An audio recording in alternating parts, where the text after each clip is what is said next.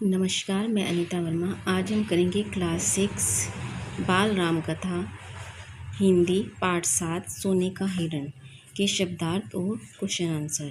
शब्दार्थ: कुलाचे भरना, बहुत तेज दौड़ना, छकाया, थकाया, निशाना साधा, निशाना लगाया, छटपटाता रहा, तड़पता रहा, प्राण पखेरु उड़ गए, मर गया, निशक्त, शक्तिहीन, दुर्बल, मंशा, इच्छा, रहस्य, राज, गुप्त बात, चौकसी, सावधानी, चूक, गलती, संभावना, संभव होना, मुमकिन होना, आश्वस्त करना, भरोसा दिलाना, षड्यंत्र, कपट, पूर्ण चाल, किसी के विरुद्ध गुप्त रूप से की जाने वाली कार्यवाही, कलुषित, अपवित्र, गुप्तचर, जासूस, आघात, चोट, हृदय छलनी होना, बहुत दुखी होना, बौखलाना, क्रोध में आकर अंट संट बातें करना, बिछोह, वियोग, सुमुखी, सुंदर मुख वाली, लंकाधिपति, लंका का राजा, महाबलशाली, बहुत बलवान, अनुमान, अंदाजा, सर्वनाश, सब कुछ नष्ट होना, अनसुनी करना, ध्यान न देना, चंगुल से मुक्त होना, छुटकारा पाना, असहाय, जिसका कोई सहारा न हो, शत विशत, गंभीर रूप से घायल, आभूषण, जेवर, अंतःपुर, महल का वह भाग जहाँ स्त्रियां रहती हैं, निगरानी, देख रेख।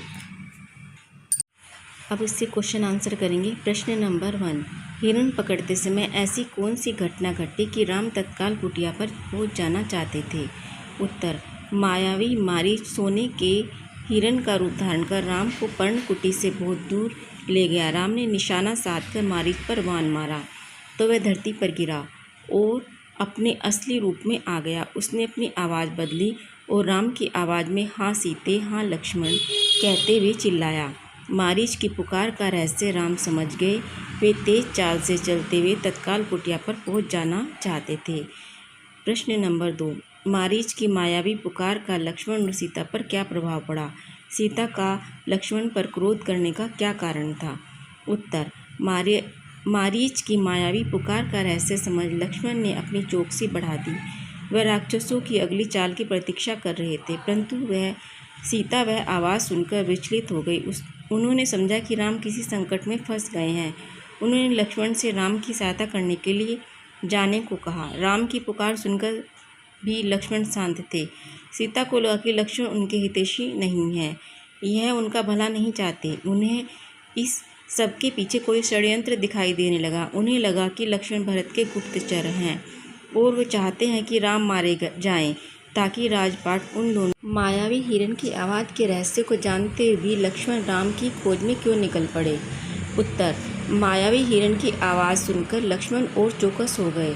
राक्षसों की अगली चाल का सामना करने के लिए उन्होंने बाण चढ़ाकर धनुष को दृढ़ता से पकड़ लिया, पर आवाज़ को सुन सीता विचलित हो गई। उन्होंने लक्ष्मण को राम की सहायता के लिए जाने को कहा। लक्ष्मण ने उन्हें आश्वस्त करने की कोशिश की। उन्होंने कहा कि राम को कोई कुछ नहीं बिगाड़ सकता, आप किसी प्रकार की चिंता ना करें। पर सीता संतुष्ट नहीं हुई। उन्होंने अंत में लक्ष्मण से यहाँ तक कह दिया कि तुम्हारा मन कलुषित है, तुम्हारे मन में पाप है, तुम भरत के गुप्तचर तो नहीं।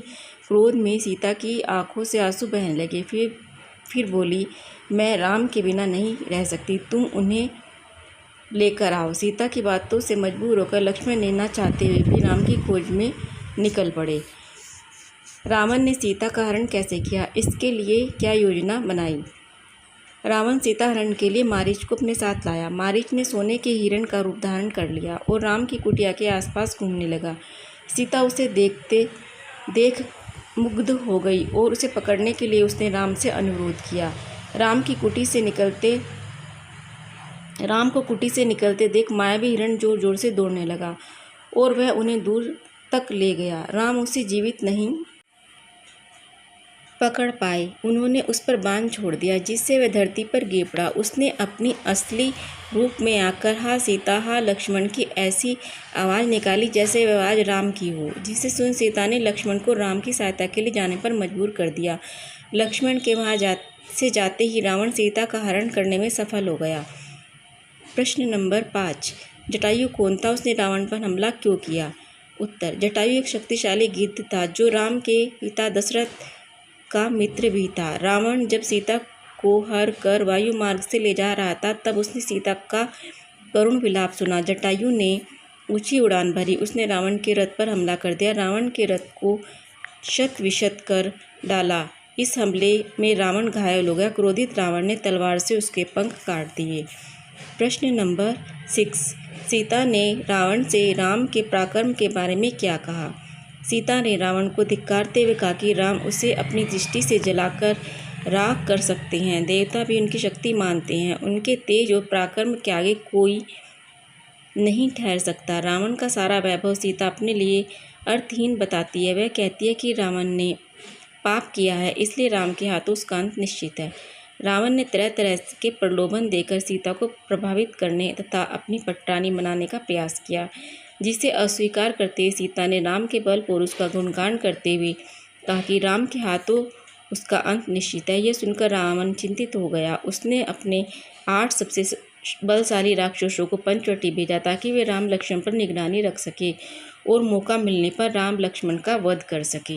क्लास 6 बाल राम कथा पाठ 7 सोने का हिरण के शब्दार्थ और क्वेश्चन आंसर। अगर आपको ये वीडियो पसंद आई तो प्लीज़ वीडियो को लाइक शेयर कीजिए। अगर आप चैनल पर नए हैं और इसी तरह की और वीडियोस देखना चाहते हैं तो चैनल को सब्सक्राइब कीजिए। Thanks for watching.